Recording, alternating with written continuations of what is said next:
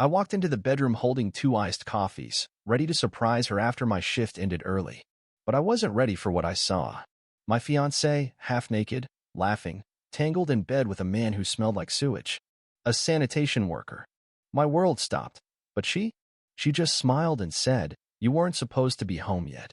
I wasn't supposed to be home that early. My manager had let me go 3 hours early because the shipment was coming in at dawn. I decided to surprise Ashley, my fiancée. Get her favorite iced vanilla latte and her favorite blueberry scone from the corner cafe. She hadn't been feeling well lately, said the stress of work was killing her sleep. I believed her. I believed everything. We had 6 months until the wedding. The invitations were printed. My parents had already sent deposits. Her dress was hanging in the hallway closet. I'd only caught a glimpse of the fabric, ivory and lace, but she lit up talking about it. I didn't see the signs. I didn't want to. I thought I had something most people only dreamed of. I pulled up to the house and noticed that the trash cans weren't at the curb. It was weird, picking up on a Thursday. She never forgot that.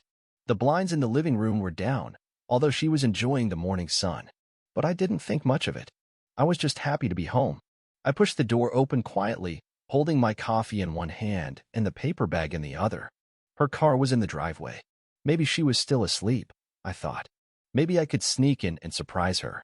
This was supposed to be a sweet moment. But halfway up the stairs, I heard something. Laughter. A low grunt.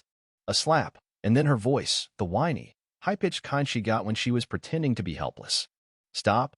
It's dirty," she said, giggling. Then a man's voice replied, "You like it dirty. Don't pretend you don't." I stopped breathing. I froze, holding her coffee. My heart was pounding so loudly I thought they'd hear it. I went forward anyway. I don't know why. Maybe I needed proof. Maybe I still thought it wasn't real. The bedroom door was ajar. And there she was. Ashley, straddling a man who looked like he hadn't showered in days. He still had his orange coveralls around his ankles. His boots were on. His scent hit me from the hallway, like sweat and trash and metal. The sanitation department logo on the coveralls, a half-hanging name tag. And she was laughing. She was laughing. They didn't even notice me at first. I walked in. Coffee spilled. The cup hit the hardboards, splashed across her nightstand. The noise made them jump back. Ashley turned her head slowly, her hair plastered to her cheek, her mascara smeared like a raccoon. And when she saw me, when our eyes met, she didn't scream. She didn't grab the blanket and apologize. She smirked. "You weren't supposed to be home yet," she said. Just like that. Flat. Cold. I didn't speak. I couldn't. I stared at her and at this man, his chest hair matted with sweat, his mouth open, looking like he was deciding whether to run. Then she added, "Well, now you know." Like it was business news. I dropped the bun next to the coffee puddle, back down the stairs. I didn't cry. Not yet. I just kept hearing her laugh. I think that broke me the most. And as I closed the front door behind me, I heard her call out to him, "Don't worry, he's too soft to do anything." She was right. That day. But not forever. I didn't sleep that night. I drove aimlessly through the city, then parked outside a closed pharmacy and just sat there until sunrise. I kept replaying it. Her smirk. The way she didn't flinch. The smell. The sound of her voice when she said, "Now you know." I finally went home around 6 a.m. to my brother's place. He offered to call her, to go confront the guy, to do something. But I told him not to. I didn't want to fight. I didn't even want revenge. Not then. I just wanted to understand why. Why her? Why like that? 2 days passed before I called her. I told her I wanted to talk. In person. She agreed immediately. We met at a cafe. She showed up late, wearing sunglasses like she was the one who'd been wronged. I stood up when she walked in, some old reflex of respect, and she gave me a little laugh as she sat down. "Still so polite," she said, sipping from the water already waiting at the table. "That's what I always liked about you. You make everything easy." I didn't even ask why she did it. I asked if she regretted it. She blinked, smiled. "Regret? No. I needed it." "Needed what?" I asked. "Someone who actually makes me feel something." She tilted her head. "You're nice, you're stable, but you're boring, baby. You trust too much. You never challenge anything. It's like living with a blank wall." She was calm. Like this was just a conversation about redecorating the kitchen. She even called him by name, Marcus. Marcus, the sanitation guy. Said he made her feel alive. Said he knew how to take control, unlike me. She looked straight at me and said, You're the kind of guy who reads instructions before assembling a chair. Marcus just builds. I felt my throat close. I asked, "So you cheated on me to feel reckless?" She shrugged. "You were just too easy to lie to." Then she smiled wider. "You know what's funny?" she said. "You looked so proud carrying those coffees. I could see it in your face. I bet you thought you were the perfect fiancé. That's what made it worse." I was shaking. She noticed. "Still want to marry me?" she asked, like it was a dare. I didn't answer. She leaned back in her seat, arms folded. "You know what your problem is? You think love means loyalty no matter what. But I need someone who can match me. Someone who can pull my hair and not ask if it's okay after." I stood up. I couldn't take any more. She looked up at me, all cool and controlled, and said, "If you want to stay, I'll let you. I'll even be nicer about it next time." That did something to me. I walked out of the cafe, fists clenched, my stomach burning with something that wasn't grief anymore. It wasn't sadness. It was the beginning of something else. Something she wouldn't see coming. She thought I'd crawl back. That I'd beg. She thought my silence meant weakness. She was wrong. For the next week, I didn't text. Didn't call. Didn't block her, either. I wanted her to think I was still lingering in that same dazed, broken fog she left me in. But I was clear. The first thing I did was pull my name off the joint bank account. Quietly. No alert. Just removed access. She wouldn't notice until the rent was due. Then I called the venue. Canceled the wedding. But I didn't ask for a refund. I asked for something else. I told them to switch the reservation under her name. Let her explain why there's no groom. No deposit. Next, I reached out to Greg. He works IT for the real estate company where Ashley's sister is a receptionist. I asked him for a favor.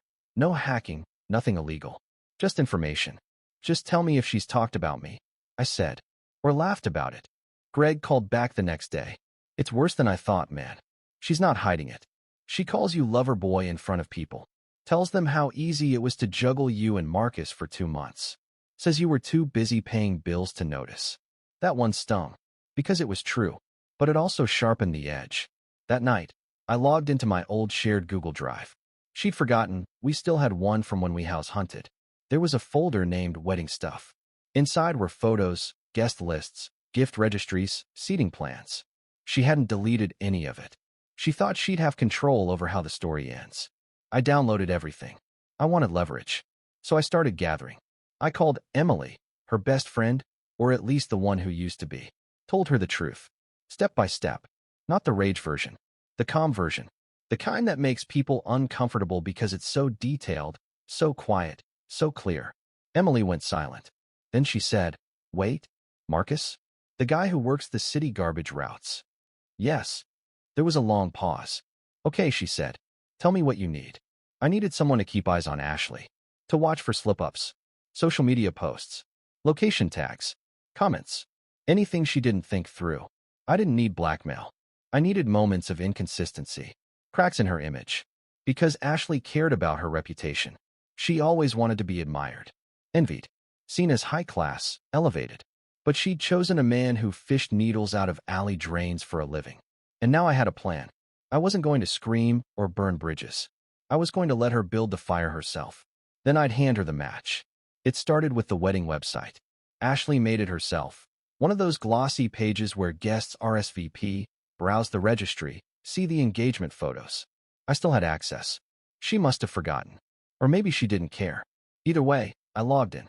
I replaced the banner photo, the one of us holding hands on the dock in Lake George, with a single line of text. The wedding is off. The bride forgot to mention she was engaged to 2 men at once. Below it, I added, registry canceled. Gifts returned. Truth intact. No photos. No names. But anyone who knew. I didn't post it on social media. I didn't scream. I just sent the link to her bridesmaids. Then to her aunt. Then to her boss. He was supposed to officiate the ceremony. Ashley called me within an hour. She didn't sound angry. Not at first. She sounded shaken. "What did you do?" she asked, her voice low. "You mean the website?" I updated it. "You humiliated me," she snapped. I didn't reply. She waited. Then said, "You're just proving you can't handle real life. You're soft, remember?" Still, I said nothing. She kept going, desperate to regain control. "You think this makes you strong? You're just airing dirty laundry like a child." "Marcus strong enough for you?" I asked calmly. Silence. Then came the second blow. The florist called her to confirm she'd be paying the full balance. Venue, same. Catering, too. Because I transferred every contract into her name. Quietly. Legally. It took 3 days for her to realize she was on the hook for $28,000. She texted, "You're being petty. Grow up." I replied, "You said you wanted more responsibility. I'm giving you exactly that."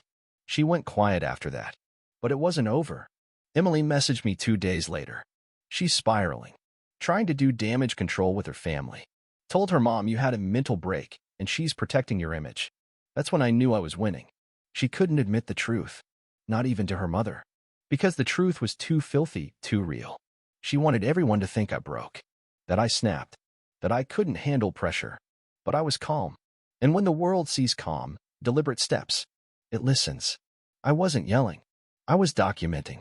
She thought she could humiliate me and move on. But now, people were asking questions. Not to me. To her. And the dirt she rolled in with Marcus? It was starting to stick. And I hadn't even touched her career yet. That was next. I was riding high off the wedding sabotage. Everyone thought I was weak. But after the website and the contract transfers, they looked at me differently. Even my brother said, "I didn't know you had that in you." But Ashley? Ashley regrouped fast. She always had that trait, the ability to twist a loss into an advantage. And she wasn't going to let me have the last move.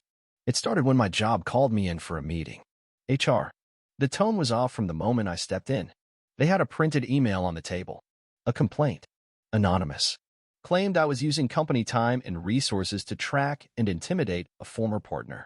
Said I had been monitoring her social media and leaking private information.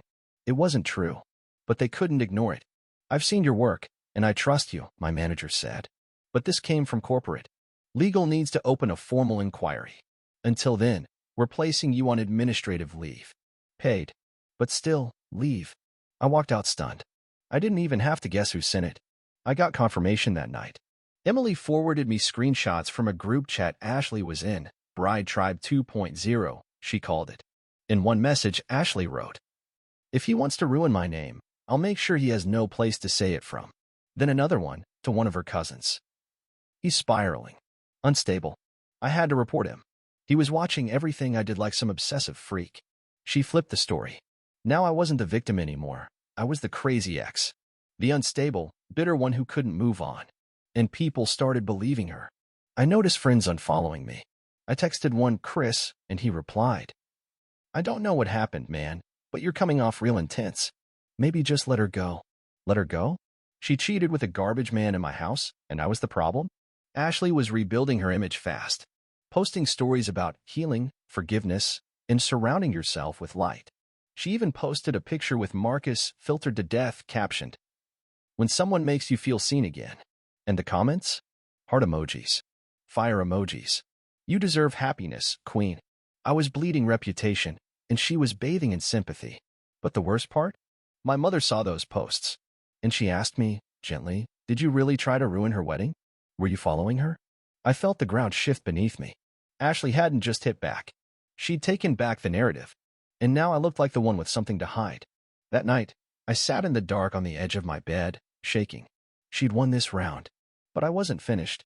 I just needed to find the crack in her perfect story. Because no one lies like that, without slipping eventually. I stopped reacting. That's what saved me. No more texts. No confrontations. No emotional replies. I let her enjoy the spotlight she built on lies. Let her think I was licking my wounds, humiliated, forgotten. But I was watching. And recording. First, I reopened the shared drive. She'd finally removed most of the files, but she forgot about the folder labeled Tax Docs 2022. Inside, tucked between PDFs of florist receipts and venue deposits, was a photo dump she must have uploaded by accident, screenshots of text threads. Some were with Marcus. Some were with another guy. The name was saved as Plumber Kevin. The conversations weren't just flirtatious. They were explicit. Timestamped. Location tagged. And some overlapped with the same day she posted photos cuddled up with Marcus, claiming healing love. She was double-timing a man she cheated on me with. I didn't rage. I screenshotted everything. Made copies. Backed it all up. Then I contacted a friend from my college days, Marla. She works at a PR firm now, and more importantly, She used to do digital cleanup for influencers and small business owners. Reputation management. The opposite of what I needed. I told her I wanted to launch a passive campaign. Anonymous tips. Nothing slanderous. Just direct links. To Ashley's public posts. To her private screenshots. To the timeline that didn't line up. Marla hesitated. Then I showed her the receipts. You want this to quietly surface, she said. Exactly. Let the truth do the work. She agreed. For a fee. It took less than 72 hours. The anonymous tips went to the Bridal Expo's social media page that had featured Ashley as a local bride-to-be. To her company's LinkedIn post congratulating her on her promotion. To her mother's Facebook group where Ashley was bragging about her upcoming honeymoon with a real man. The comments came slow at first, then faster. Didn't you just post about another guy last month? Girl, pick a storyline. Which fiancé is this one? She started deleting, but not fast enough. Then Emily stepped in again. She sent me a voice memo Ashley had left her by accident. Pure panic, recorded without her realizing. She was crying. They're turning on me. I don't know who's doing it. Marcus is mad. He thinks I lied to him. My mom saw the messages. Kevin's blocked me. I didn't think it would all come out. I thought I had more time. More time. She thought she was playing with soft clay. She forgot what pressure does. It hardens you. I didn't post a word. I didn't defend myself. I just let her world shake on its own. By the weekend, she deleted her Instagram, set her Facebook to private, and someone at her company flagged the chaos. She got pulled into HR. Ashley messaged me that night. Was this you? I didn't answer, but I looked at the calendar. 6 months ago, I was going to marry her. Now she was knee-deep in the mess she made, and I was just getting started. I thought I had her cornered. The exposure, the screenshots, the silence. It was working. Ashley was unraveling, and I watched from a distance like a man finally safe behind glass. Until she reminded me she still knew how to cut. It started with a call from my landlord. Calm voice, but serious. We've had some complaints, he said. Anonymous reports about harassment. Unstable behavior. A noise issue on the second floor. I don't even live on the second floor. I'll look into it, he said. But if this keeps up, I might have to reevaluate the lease when it renews. 2 hours later, I found a letter taped to my car windshield. Do your neighbors know what you did? Does your job? Typed. No signature. No fingerprints. I knew who sent it. Then came the real blow. I got a letter from the Department of Professional Conduct. An anonymous ethics complaint had been filed with the licensing board tied to my field. False, but well written. Claimed I used internal systems to collect data on a former partner. Ashley's wording. I recognized it. Corporate poison dressed in polite grammar. It wasn't enough to make me lose my certification, but enough to force a hearing. A formal response. A stain on my record that would follow me even if dismissed. I sat at my kitchen table and shook. She was ruining me without ever showing her face. Then she went public. She made a TikTok. Not by name, but about a former fiancé who weaponized social media to destroy her reputation after she ended a toxic engagement. She cried on camera. Said she feared for her safety. Said she was trying to rebuild herself after emotional manipulation. And it went viral. 500,000 views in 2 days. Comments flooded in. So proud of you. Men hate women who say no. He sounds like a narcissist. I watched it with my jaw clenched. She looked into the camera and said, You think you know someone. But sometimes, silence hides sickness. She made me the abuser. And Marcus? He was nowhere in the picture anymore. Scrubbed. Forgotten. She was a solo act now, rebranded. Strong. Brave. Healing. She had the internet on her side. And I had nothing but a growing pile of legal paperwork and a voicemail from my mom crying because someone messaged her that her son terrorized a woman online. I was losing control. The tide had turned again. Ashley was building a new story. Faster, louder, cleaner. And if I didn't move fast, everything she touched would rot me from the inside out. She wanted a war of perception. Public sympathy. Hashtags and tears on camera. And for a while, it worked. Her story drowned mine. But I stopped trying to win the crowd. I focused on winning the record. First move, I hired a defamation attorney. Not to sue. Not yet. Just to write. Just to prepare. Just to build the paper trail. He drafted a formal cease and desist notice, citing false public allegations, reputational damage, and professional risk. Sent it by email, by mail, and, just for effect, by courier. I didn't expect her to obey it. I expected her to react. She did. 2 days later, she posted another video, more vague than the last. Said a certain someone was now threatening legal action because they don't want people to hear her truth. But that was enough. My lawyer forwarded the post to the licensing board. With it, he included the screenshots, the messages, the timeline, and a personal statement I drafted under oath. It wasn't about proving I was perfect. It was about showing who the liar was. The board postponed the ethics hearing, requested a full investigation before proceeding. That bought me time and leverage. Next step, I filed a small claims action over the canceled wedding costs she failed to reimburse. She was still legally responsible for $14,200 in vendor cancellations. I had the contracts, the emails, and even her own texts confirming her agreement. It wasn't about the money. It was about getting her under oath. I knew something she didn't. In one of her voice notes to Marcus, buried in an old phone backup, she admitted she'd forged my signature on 2 vendor forms. I'd found them months ago, held on to them, not to hurt her. But now they were evidence. Forgery in a civil case opens doors. Real ones. I sent her a copy of the filing. That night, she took down all her social media. Then Emily called me. She's freaking out. Says she didn't think you'd go legal. She thought you were too passive. I smiled at that. It felt earned. But I wasn't done. Final move. I wrote a simple email to her HR department. No accusations. No rants. Just an attachment, her viral video, and a question. Is this in line with your company's code of conduct regarding public defamation of former partners? No response. But the video was gone within 48 hours. Ashley went silent. Suddenly, I wasn't the unstable one. I wasn't the one chasing drama. I was quiet. I was methodical. And for the first time since this all started, she was running out of places to hide. It all came crashing down fast. The investigation into her defamation? Closed.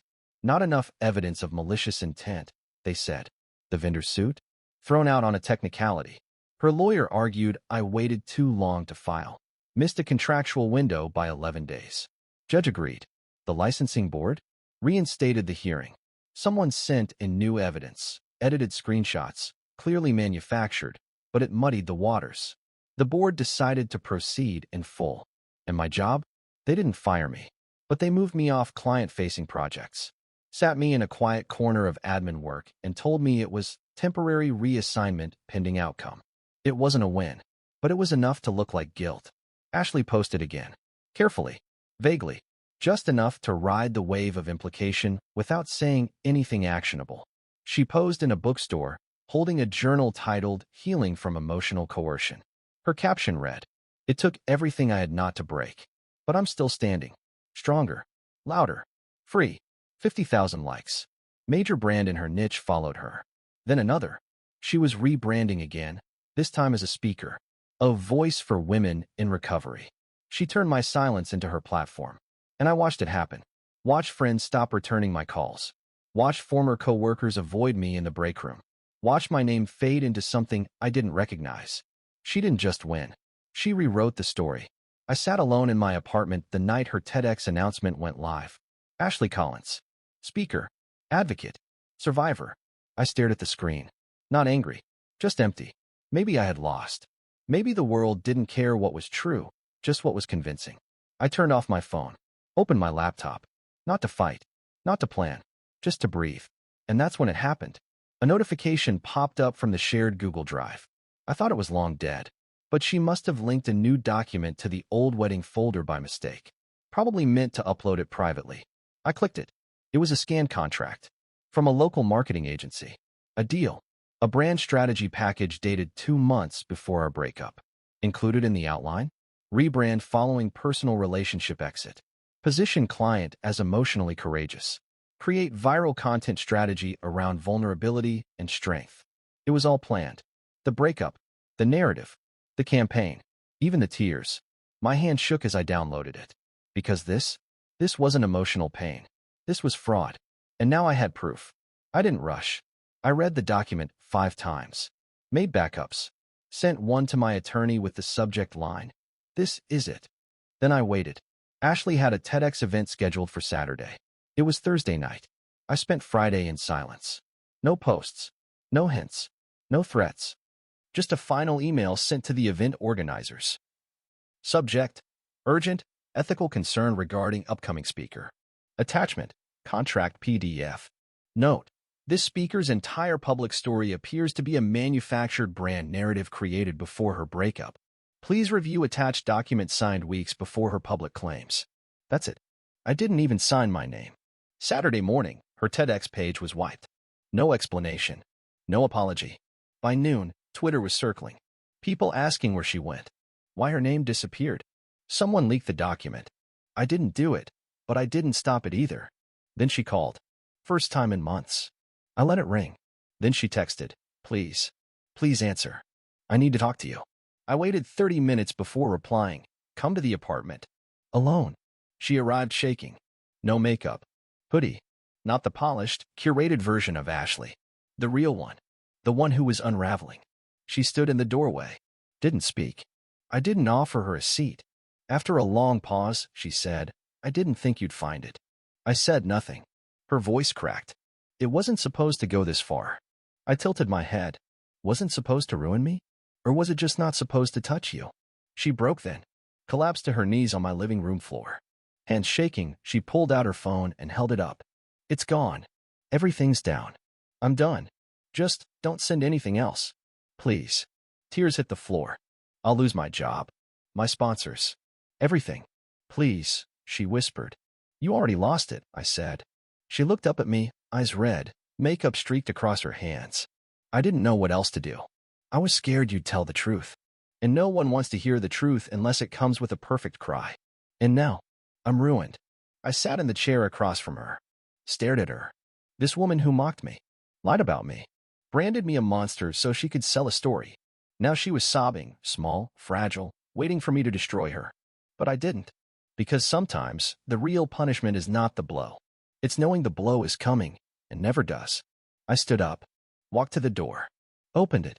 She stayed on the floor, shaking. I'm not sending anything else, I said. She looked up, stunned. Why? I stepped outside, then turned back just long enough to say, because now you get to live knowing I could have ended you completely, and I chose not to. I paused. Let her feel it.